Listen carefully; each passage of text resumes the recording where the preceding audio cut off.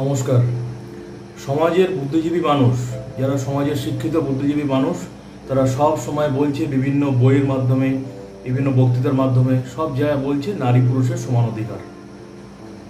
সব জায়গায় বলছে মেয়েরা বস্তু নয়, মেয়েরা হচ্ছে সম্পদ। কিন্তু বাস্তবে কি তাই হয়? যারা এই কথাগুলো বলছে তারা যখন তাদের ছেলেটাকে বিয়ে দিচ্ছে, যখন তাদের মনের অবচেতন মনে কখনো কি আসে না যে ছেলেটা যখন বিয়ে দিচ্ছি, ছেলেটা এত বড় চাকরি করে, ছেলেটা এত টাকা ইনকাম করে, আমার এত সম্পদ রয়েছে, ছেলেটাকে আমি শিক্ষিত করেছি, তাহলে মেয়ের বাড়ি থেকে কিছু আশা করি না? ব্যতিক্রম রয়েছে, কিন্তু খুবই সেটা 0.001%।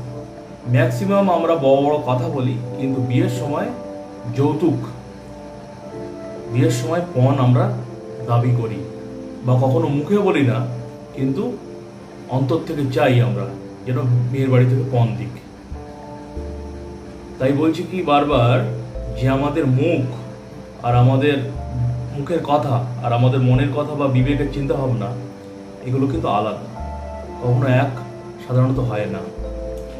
তাই বলছি কি, মেয়েরা কখনো বস্তু নয়, তারা কিন্তু সম্পদ। তাদেরকে আপনি সম্পদ বানাতে পারেন। সেই বিষয়ে আমি কয়েকটা কথা আজকের এই ভিডিওর মধ্যে বলবো। বেশিরভাগ অভিভাবকরা ভাবেন যে মেয়েকে, যেদিনই মেয়ের জন্ম হয় সেদিন থেকেই ভাবেন যে এর জন্য কিছু টাকা পয়সা, কিছু পলিসি, কিছু মিউচুয়াল ফান্ড হোক বা যা কিছু, এর জন্য কিছু টাকা পয়সা লাগবে, বিয়ের সময় লাগবে। বেশিরভাগ বাবা মা কিন্তু এটা ভেবে থাকে। আমি একটা কথা বলি আপনাদেরকে, যে টাকা পয়সা আপনি মেয়ের বিয়ের জন্য রাখছেন, ওই টাকা পয়সা মেয়ের বিয়ের জন্য না রেখে ওর জন্য খরচ করুন।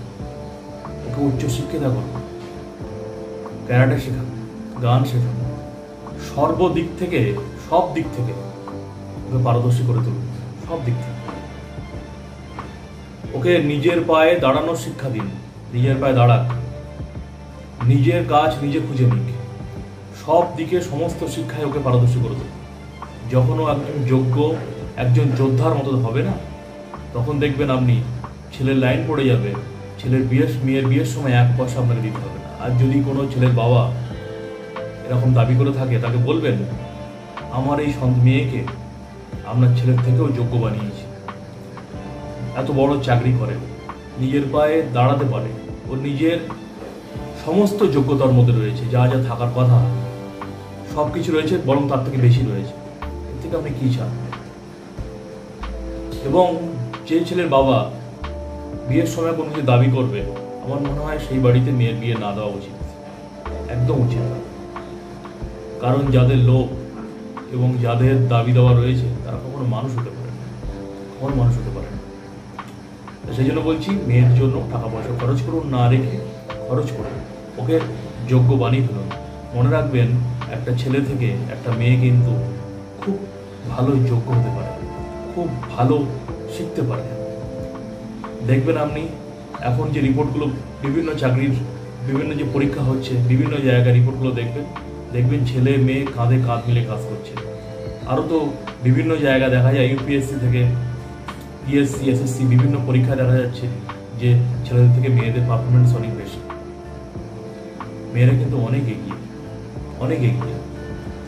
তাই মেয়েদেরকে কখনো বস্তু ভাববেন না, এরা কিন্তু সম্পদ, ছেলেদের থেকেও বড় বড় সম্পদ হতে পারে এরা, যদি এদেরকে আমরা সেইভাবে ব্যবহার করতে পারি। এই কখনো বাবা মায়ের কাছে, অভিভাবকের কাছে অনুরোধ, কখনো ভাববেন না যে মেয়ে হয়েছে মানে খুব খারাপ।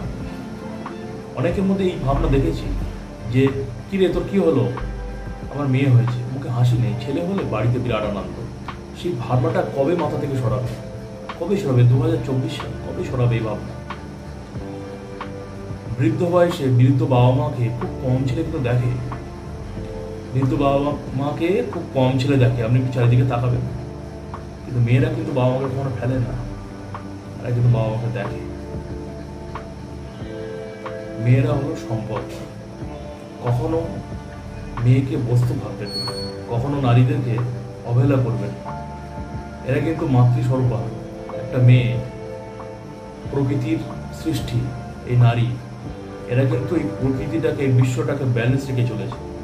আজকে যদি সাপোজ ভাবুন তো মেয়েদের সংখ্যা কমে যায়, তাহলে পৃথিবীতে, এই জীবজগতে, এই সংসারে ব্যালেন্স থাকবে না। একটা মেয়ে, একটা মা যদি শিক্ষিত হয় তাহলে তাদের সন্তান অবশ্যই শিক্ষিত হবে। একটা মা যদি ঠিকঠাক চরিত্রবান, একটা মা যদি ঠিকঠাক ভালো হন, আদর্শ চরিত্রের হন, তাহলে তার সন্তান অবশ্যই আদর্শ চরিত্রের হবে। বাবা যদি আদর্শ চরিত্রে নাও হন, কোনো যায় আসে না, মা যদি ঠিক হন, সন্তান অবশ্যই ঠিক হবে। তাই বলে কি মেয়েরা হচ্ছে সম্পদ, হিরে, মণিমাণিক্য। সেই জন্য মেয়েদেরকে সেইভাবে ব্যবহার করতে জানতে হবে।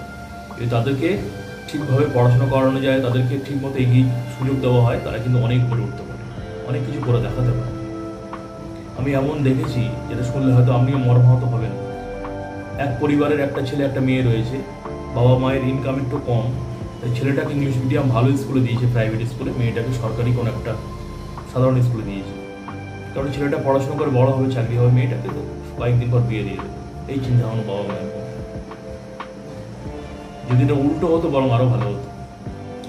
যা হোক, এরকম মেন্টালিটি বাবা মায়ের এখনো পর্যন্ত রয়েছে। আমি বারবার বলছি, অনেক মেয়ে রয়েছে, একটু চাকরির খবর নিয়ে দেখবেন, তারা কিন্তু চাকরি করে বৃদ্ধ বয়সে বাবা মাকে দেখছে। এবং এমন অনেক মেয়ে দেখেছি যারা চাকরি করা, তারা যখন বিয়ে করছে শর্ত রয়েছে যে আমি যে ইনকাম করি তার হাফ কিন্তু আমার বাবা মাকে দেবে। এরকম মেয়েরাও আছে, সবাই কিন্তু খারাপ নয়। সেই জন্য বলি কি, মেয়েরা কিন্তু সম্পদ, বস্তু নয়। চিন্তাভাবনাটাকে সরান, চিন্তাভাবনাটাকে সরান। মেয়েরা কিন্তু সম্পদ, বস্তু নয়। তো দর্শক, আজকের এই ভিডিওর মধ্যে কিছু কথা বললাম। যদি আপনাদের কোনো মতামত থাকে অবশ্যই কমেন্টস করে জানাবেন। আর যদি কিছু সংযোজন করলে ভালো হতো ভিডিওর মধ্যে, এই কথার মধ্যে, তাহলে সেটাও আপনারা কমেন্টস করে জানাবেন। সবাই ভালো থাকবেন।